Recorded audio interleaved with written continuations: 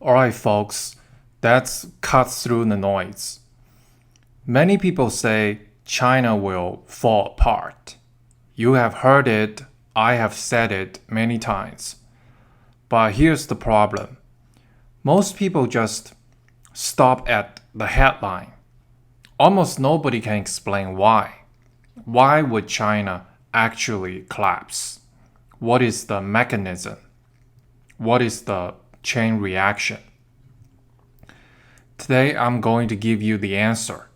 And trust me, once you see the logic, you'll realize China's future isn't just shaky. It's headed straight for a humanitarian crisis. Now, some of you are probably thinking, Ken, I don't care about China. Not my circus. Not my monkeys. No plan to visit there. Well, that mindset shows you don't understand what China represents. China isn't just a country.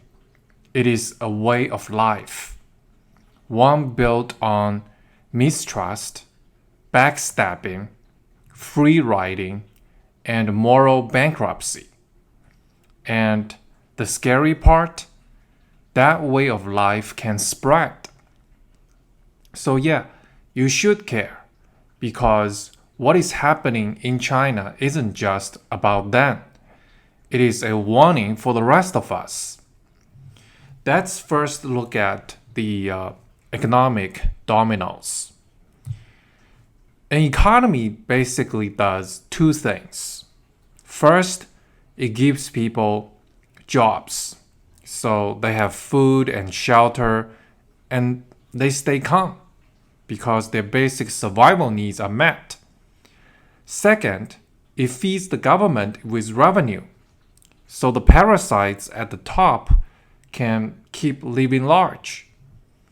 And make no mistake, the Chinese government is the king of rent seekers. They don't create any value, they extract it. But right now, the extraction machine is breaking down. Land sales revenue, their lifeline, dropped almost 15% year on year. Government deficit spending is ballooning. Real estate collapsing. Sales are down across 40 major cities. Inventory is sitting unsold for 14 months in Beijing and Shanghai, over 20 months in second-tier cities.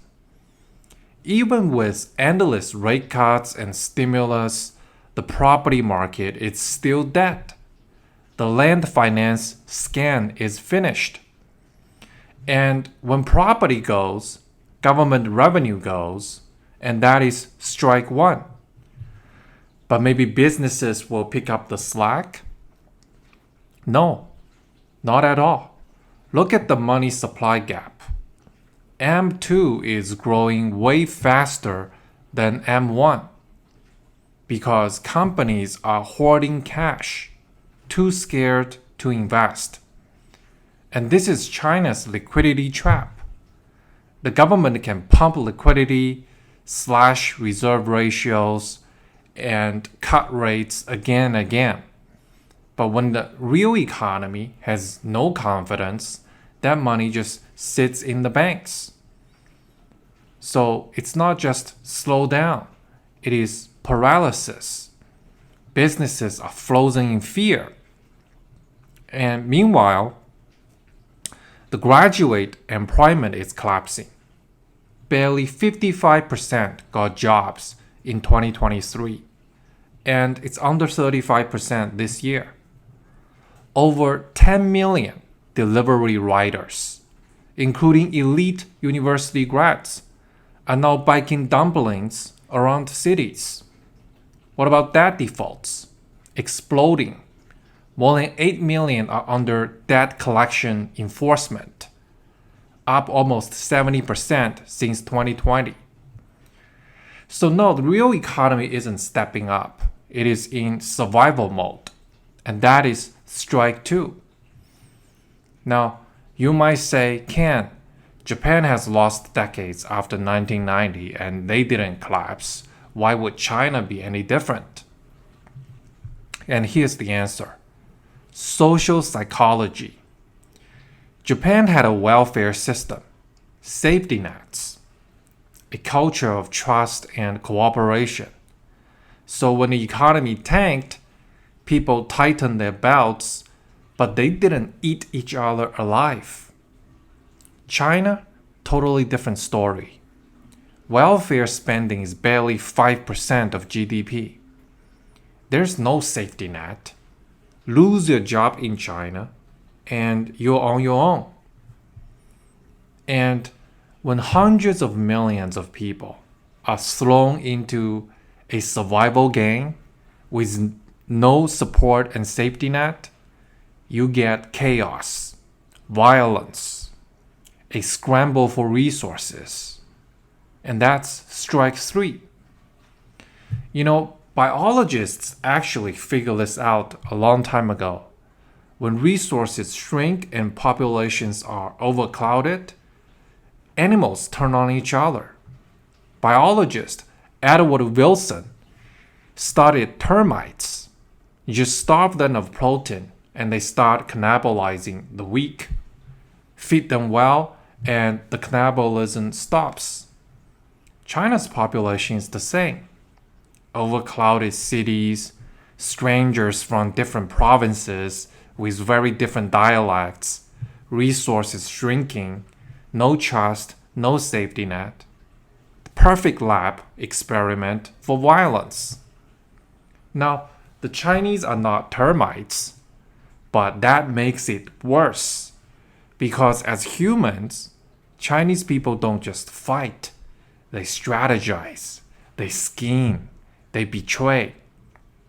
And in China, game theory is never about win-win. It's about screw your neighbor. Think of it this way. Let's say a snowstorm blocks the only road out of a neighborhood, right? And everyone is stuck. If just one guy shovels the snow, everyone gets saved. But in China, nobody will shovel because whoever does the work and spend the energy gets taken advantage of by other people. That is the free rider problem. And in China, it's not the exception, it's the rule. So when crisis comes, communities, they won't cooperate. They'll implode. Every man for himself. And that is how social chaos snowballs. And here's the final nail in the coffin. Even if these problems were solvable, nobody in China wants to solve them. The people think, why should I sacrifice? Why should I take the risk? I'll just, lose. The government thinks the same way. Reform means pain. And pain means instability. Better just kick the can down the road. So nothing gets fixed. Problems pile up. And eventually, they all explode at once. And that is self-destruction with Chinese characteristics. So here's the big picture. The economy is out of fuel. The government is broke and parasitic. Private businesses are paralyzed in a liquidity trap. Youth are unemployed and lying flat and hopeless. Social welfare doesn't exist. Society is wired for mistrust and free riding. Nobody, not the people, not the government, is willing to solve the problems. Put all that together, and you don't just get stagnation. You get collapse. You get a humanitarian crisis.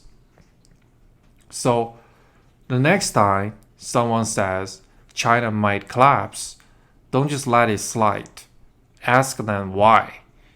Because now you know China isn't collapsing from just one problem or economic problem.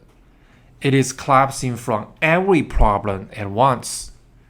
Economic, social, political, cultural, psychological. And when it blows, it won't just be a slowdown. It will be chaos.